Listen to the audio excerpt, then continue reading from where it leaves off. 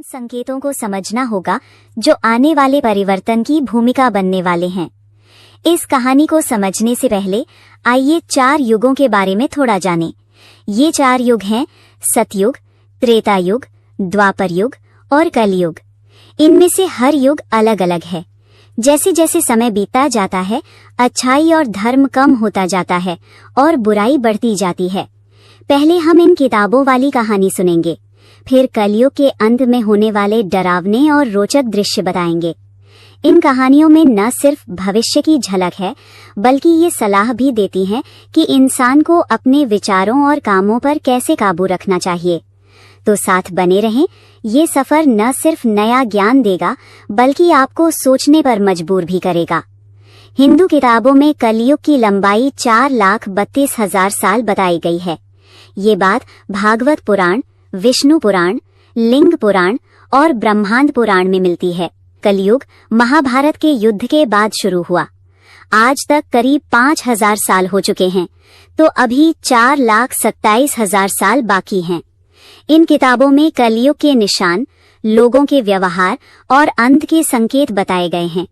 ये हमें इस युग की मुश्किलों से सावधान करते हैं। अब देर न करते हुए सुनिए कलयुग के अंत की ये पवित्र कहानी। महाभारत का युद्ध खत्म होने के बाद जब राजा युधिष्ठिर हस्तिनापुर की गद्दी पर बैठे, तो उनके मन में आने वाले समय को लेकर कई सवाल और डर पैदा हो गए। द्वापर युग अब खत्म होने वाला था और कलयुग आने के निशान साफ दिखने लगे थे। युधिष्ठिर को डर था कि आने वाले युग में लोगों का जीवन कैसा होगा, धर्म की क्या हालत होगी और सच्चाई का क्या होगा। उन्हें लग रहा था कि क्या आने वाले लोग अच्छे बुरे का फर्क समझ पाएंगे या सिर्फ लालच और मोह में फंस जाएंगे। इस डर को दूर करने के लिए उन्होंने अपने 4 भाइयों भीम, अर्जुन, नकुल और सहदेव के साथ भगवान कृष्ण से सलाह लेने का फैसला किया। युधिष्ठिर ने भाइयों को बुलाया। अर्जुन, जो हमेशा लड़ाई के लिए तैयार रहते थे, अर्जुन ने चिंता भरे स्वर में पूछा, बड़े भाई, आप इतने परेशान क्यों हैं? क्या कोई दुश्मन ने हस्तिनापुर पर हमला करने की हिम्मत की है? अगर की है तो बस इशारा करो, मैं अभी जाकर उसे सबक सिखा दूंगा। युधिष्ठिर ने गहरी सांस ली और कहा, अर्जुन, मैं तुम्हारी ताकत अच्छी तरह जानता हूँ। इस धरती पर कोई दुश्मन इतना हिम्मती नहीं कि हस्तिनापुर पर नजर डाले। मेरा डर बाहर के दुश्मन से नहीं, बल्कि कलयुग के आने से है। मुझे चिंता है कि आगे का समय लोगों के लिए कैसा होगा, धर्म और सच्चाई की क्या दुर्गति होगी। भीम, जो बड़े भाई की हर परेशानी में साथ देते थे, बोले, भाई, आपकी चिंता हमें भी डरा रही है। बताओ न, क्या मुसीबत आ रही है? युधिष्ठिर ने गंभीर आवाज में कहा, भीम, तुम सही कहते हो, एक बड़ा खतरा आने वाला है। कलयुग के संकेत साफ नजर आ रहे हैं। ये सोचकर मैं परेशान हूँ। इसलिए फैसला किया है कि हमें द्वारका जाकर श्री कृष्ण से इसके बारे में पूछना चाहिए। वही ही हमें इस डर से छुटकारा दिला सकते हैं। सभी भाइयों ने राजी हो गए। अर्जुन ने कहा, भाई, आप बिल्कुल सही कह रहे हैं। श्री कृष्ण ही सबसे समझदार और भविष्य देखने वाले हैं। चलो उनके पास। भीम ने जोश से कहा, भाई, मैं आपके साथ हूं। नकुल और सहदेव ने भी तुरंत कहा कि ये सबसे अच्छा फैसला है। इस तरह सभी पांडव द्वारका की ओर चल पड़े। द्वारका शहर पहुंचकर भगवान श्री कृष्ण ने उनका गर्मजोशी से स्वागत किया। युधिष्ठिर ने उनके पैर छुए और कहा, केशव, आपको बार बार प्रणाम। आप सब जानते हैं, द्वापर युग खत्म होने वाला है। कलयुग के निशान दिख रहे हैं। बताइए, कलयुग में लोग कैसे होंगे? उनके काम धंधे क्या होंगे? क्या वो सही मार्ग पर चलेंगे या नहीं? और मुक्ति के लिए उन्हें क्या करें? श्री कृष्ण मुस्कुराए और बोले, धर्मराज, आपका सवाल बिल्कुल सही है। कलयुग को समझना सबके लिए जरूरी है, लेकिन इसका जवाब सीधे शब्दों में नहीं दूंगा, क्योंकि इसे खुद देखकर समझना बेहतर है। युधिष्ठिर ने उत्सुक होकर पूछा, माधव, आप हमें साफ साफ बताओ कि हमें क्या करना है। क्या हमें कोई परीक्षा देना होगा? श्री कृष्ण ने कहा, तुम और तुम्हारे 4 भाई अलग अलग दिशाओं में घने जंगलों में जाओ। वहां जो भी तुम्हें दिखे या फिर तुम्हें अजीब लगे या हैरान करने वाले नजारे दिखें, तो ध्यान से देखो और मुझे आकर बताओ। ये नजारे कलयुग की स्थितियों के संकेत होंगे। जब तुम इन्हें देखकर मेरे पास लौटोगे और बताओगे, तब मैं पूरा रहस्य समझा दूंगा। युधिष्ठिर ने कहा, जैसी आपकी आज्ञा केशव। जहाँ इशारा करेंगे वहाँ चले जाएंगे। श्री कृष्ण ने कहा, अलग अलग दिशाओं जाओ, वहाँ डरावने घने जंगल है। अगर कोई आपको अजीब लगे नजारा तो ध्यान से देखो और लौट कर बताओ, तभी कलयुग का राज समझ आएगा। श्री कृष्ण के कहने पर पांडव रथ छोड़कर पैदल जंगल की ओर बढ़े। बाहर सब शांत लग रहा था, लेकिन अंदर एक अजीब सिहरन थी, जैसे पेड़ पौधे और हवा कुछ बताना चाह रही हो। पांडव अलग अलग रास्ते पर चल पड़े ताकि ज्यादा से ज्यादा देख सकें। युधिष्ठिर का नजारा। युधिष्ठिर एक घने अंधेरे जंगल में पहुंचे। वहां उन्होंने एक बहुत बड़ा हाथी देखा, जिसके 2 सुड़े थी। वो हाथी दोनों सुड़ों से बड़े बड़े पेड़ उखाड़ रहा था, जैसे उसकी ताकत कभी न खत्म हो। युधिष्ठिर हैरान हो गए और सोचने लगे कि ये अजीब नजारा क्या मतलब रखता है।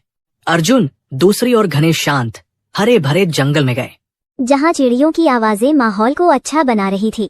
तभी अचानक एक बड़ा पक्षी दिखा, जिसके पंखों पर वेदों की पंक्तियां लिखी थीं। वो पवित्र लग रहा था, लेकिन उसी ने मरे हुए जानवरों का मांस खाना शुरू कर दिया। अर्जुन सोच में पड़ गए, ये कैसा विरोध है, एक तरफ वेदों का ज्ञान, दूसरी तरफ हिंसा। भीम का नजारा। भीम एक हरे मैदान में पहुंचे, जहां गायों का झुंड घूम रहा था। वहां उन्होंने देखा कि एक गाय ने अभी बछैया को जन्म दिया और प्यार से उसे चाटने लगी, लेकिन ज्यादा चाटने से बछैया घायल हो गया, इतना कि बछड़े के शरीर से खून लगा। भीम दंग रह गए और सोचे, ये कैसा प्यार है दे रहा है। सहदेव का नजारा। सहदेव एक शांत तालाब के पास पहुंचे, जहां 7 कुएं एक लाइन में थे। 6 कुओं में पानी भरा था, लेकिन बीच वाला सबसे गहरा कुआं पूरी तरह सूखा था। सहदेव सोचने लगे, ये क्या संकेत है, सबसे गहरा कुआं क्यों खाली है जबकि बाकी भरे हैं। नकुल का नजारा। नकुल पहाड़ी इलाके में गए। ऊंचे पहाड़ों पर हरे पेड़ देखकर मन खुश हो गया, लेकिन तभी एक बड़ी चट्टान पहाड़ से लुढ़कने लगी। वो रास्ते में आने वाले बड़े बड़े पेड़ भी तोड़ रही थी, लेकिन एक छोटे से पौधे के पास पहुंचकर रुक गई। नकुल आश्चर्य से सोचे, ये छोटा पौधा इतनी बड़ी चट्टान कैसे रोक पाया। शाम ढलते ही पांडव अपने नजारों को लेकर लौटे और श्रीकृष्ण के पास गए। उन्होंने एक एक करके बताया। युधिष्ठिर ने कहा, प्रभु, मैंने 2 सूंडों वाला हाथी देखा। श्रीकृष्ण मुस्कुराए और बोले, धर्मराज, ये दिखाता है कि कलयुग में राजा लोग दोहरा खेल करेंगे, दोनों तरफ सिर्फ अपना फायदा देखेंगे। अर्जुन का नजारा समझाया। अर्जुन ने कहा, प्रभु, पक्षी के पंखों पर वेद थे, लेकिन श्रीकृष्ण ने कहा, अर्जुन, कलयुग में पढ़े लिखे लोग ज्ञान रखेंगे, लेकिन दिल साफ नहीं होगा। वेद और धर्म का इस्तेमाल सिर्फ पैसा और नाम कमाने के लिए करेंगे, उनके काम ज्ञान के उलट होंगे। भीम का नजारा समझाया। भीम ने कहा, प्रभु, गाय ने बछैया को चाट चाट कर घायल कर दिया। श्री कृष्ण ने कहा, भीम, कलयुग में माँ बाप का ज्यादा प्यार बच्चों के लिए जंजीर बनेगा। प्यार तो देंगे, लेकिन वो बच्चों को खुद खड़े होना सिखाने नहीं देंगे। ज्यादा प्यार दर्द का कारण बनेगा। सहदेव का नजारा समझाया। सहदेव ने कहा, प्रभु, मैंने देखा 7 कुएं एक ही लाइन में बने थे और पास पास ही थे। 7 कुओं में बीच वाला कुआं सबसे गहरा था, फिर भी सूखा था। श्री कृष्ण ने कहा, सहदेव, कलयुग में लोग बाहर से अमीर दिखेंगे, लेकिन अंदर दया और मदद की भावना नहीं होगी। पड़ोसी भूखा मर रहा हो तब भी लोग अपनी दुनिया में खोए रहेंगे। ये स्वार्थ कलयुग की सबसे बड़ी निशानी होगी। नकुल का नजारा समझाया। नकुल ने कहा, प्रभु, बड़ी चट्टान छोटे पौधे से रुक गई। श्री कृष्ण ने कहा, नकुल, ये बताता है कि कलयुग में पैसा, ताकत और राज किसी को बर्बादी से नहीं बचा पाएंगे, लेकिन जो सच्चे दिल से भगवान का नाम ले और भक्ति करे, वो छोटे पौधे की तरह हर मुश्किल रोक सकता है। भक्ति ही इस युग में सबसे बड़ा सहारा होगी। लेकिन गरुड़ पुराण में एक और बात है। गरुड़ जी ने भगवान विष्णु से पूछा, प्रभु, 4 युगों में कलयुग को सबसे बुरा क्यों कहा जाता है? इसका अंत कैसे होगा और क्या निशानियां होंगी? भगवान विष्णु ने कहा, गरुड़, कलयुग में बुराई, स्वार्थ और पाप हावी हो जाएगा। अंत के समय कुछ खास निशान दिखेंगे जो दुनिया के खत्म होने का इशारा करेंगे। आइए इन 5 मुख्य निशानियों को समझें। पहली निशानी, लोगों की उम्र कम होना। कलयुग के आखिरी दिनों में लोगों की जिंदगी बहुत छोटी हो जाएगी। 25 साल की उम्र में ही बूढ़े लगने लगेंगे। बाल सफेद, चेहरा झुर्रीदार और शरीर बीमारियों से भर जाएगा। ये सिर्फ शरीर का कमजोर होना नहीं, बल्कि खराब खाने, बेढंगे जीवन और तनाव से आएगा। कमजोरी से सही से पाल नहीं पाएंगी। बच्चे भूख और कमजोरी से बीमार होंगे। परिवार और समाज टूट जाएगा, लोग उलझेंगे, रिश्तों को भूल जाएंगे। ये निशानी बताती है कि कलयुग के अंत में तन मन की ताकत खत्म हो जाएगी, समाज में बेढंगापन, झगड़े और स्वार्थ बढ़ेगा। ये चेतावनी है कि अच्छा जीवन और नैतिकता न अपनाई तो आने वाली नस्लें अंधेरे में डूबेंगी। दूसरी निशानी, पतिव्रता औरतों का गायब होना। कलयुग के अंत में नैतिकता इतनी गिरेगी कि पतिव्रता औरतें लगभग खत्म हो जाएंगी, जो परिवार टूटने का सबसे बड़ा संकेत होगा। शादी और रिश्तों की मर्यादा खत्म हो जाएगी, लोग पूजा, श्राद्ध, अंतिम संस्कार और शादी जैसे धार्मिक कामों से दूर हो जाएंगे। पानी की कमी से नहाना बंद कर देंगे, जिससे सफाई और आध्यात्मिकता दोनों नष्ट हो जाएगी। खाने में मांसाहार बढ़ेगा, फल सब्जी अनाज कम हो जाएंगे। कपड़े चमकीले, तंग और दिखावे वाले पहनेंगे, जो अंदर की साधना से दूर होने का संकेत है। समाज लालच, धोखा और झूठ से भर जाएगा, रिश्तों में भरोसा न रहेगा, लोग सिर्फ अपनी खुशी के लिए जिएंगे, धर्म भूलकर दुनिया के सुख ढूंढेंगे। ये अविश्वास और बुराई बढ़ाएगा। गरुड़ पुराण कहता है कि सिर्फ धर्म और अच्छाई ही समाज को जोड़े रख सकती है।